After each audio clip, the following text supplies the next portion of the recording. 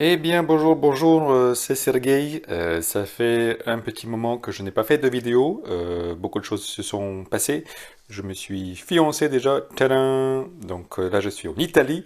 Et voilà, je me suis dit, on va prendre un petit moment pour faire une nouvelle vidéo pour ma chaîne.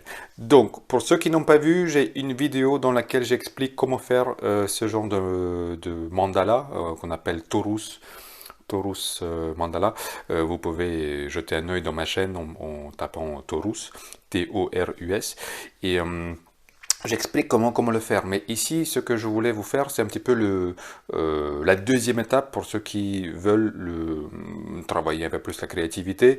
Tout simplement, c'est d'abord de dessiner cette figure géométrique et après, avec un cutter ou un petit coup de couteau, donc faire des incisions pour enlever soit les flèches qui vont pointer vers l'extérieur, soit le contraire, les flèches qui vont pointer vers l'intérieur. Donc là, c'est un exemple. Voilà, on voit que ça prend un petit peu de temps, quelques heures, mais le résultat final est plutôt sympathique. Et en fait, ce que vous voyez ici, ça c'est plus le résultat, le résidu du travail que je fais en amont. Donc en fait, ce qui est là, c'est ce qui est ici. Voilà, donc je trouve que le résultat final est plutôt agréable et harmonieux à regarder. Tout simplement, on ne va pas rater en termes de figure géométrique si c'est bien découpé.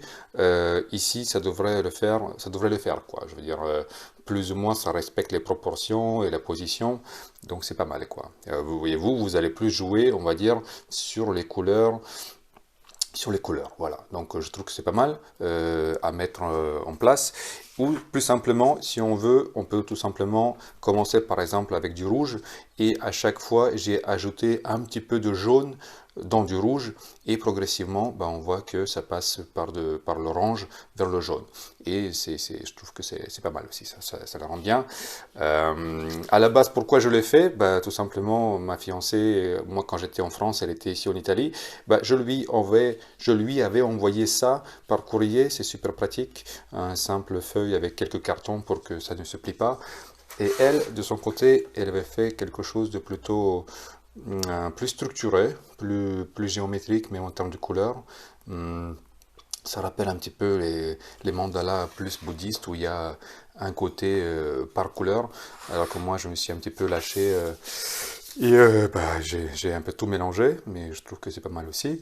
Voilà, donc tout simplement, si vous avez du temps, ça va prendre peut-être un week-end, mais je trouve que c'est pas mal, quoi. Et le mieux dans tout ça, le meilleur dans tout ça, c'est que on peut réutiliser ça si c'est du bon papier, légèrement plus épais que des feuilles d'imprimante normales, on va dire. On peut le réutiliser en théorie, je ne veux pas dire à l'infini, mais en tout cas, pendant plusieurs fois, quoi. Ce qui est ici, une fois que c'est séché, ça ne va pas avoir d'impact sur les portions qu'on va remplir. Voilà, et puis je trouve que le résultat final est pas mal, quoi. C'est très joyeux, c'est très gai, c'est pas mal, quoi. Voilà. Donc, tout simplement, faites ça, regardez la première vidéo que j'ai faite sur comment réaliser cette figure géométrique, et dans un deuxième temps, tout simplement avec un cutter, découpez ça bout par bout, et après vous pouvez donc faire des choses comme ceci, ou comme cela, ou comme ça. Hop là! Et d'ailleurs, ça on trouve chez Ikea, ça coûte quelques euros et c'est joli pour avoir une petite protection si on veut. Bonjour, une petite protection contre la poussière ou que sais-je encore. Voilà, donc une toute petite vidéo. Je vous dis à la prochaine et amusez-vous bien. Et voilà, c'était Sergei. Ciao, bye bye.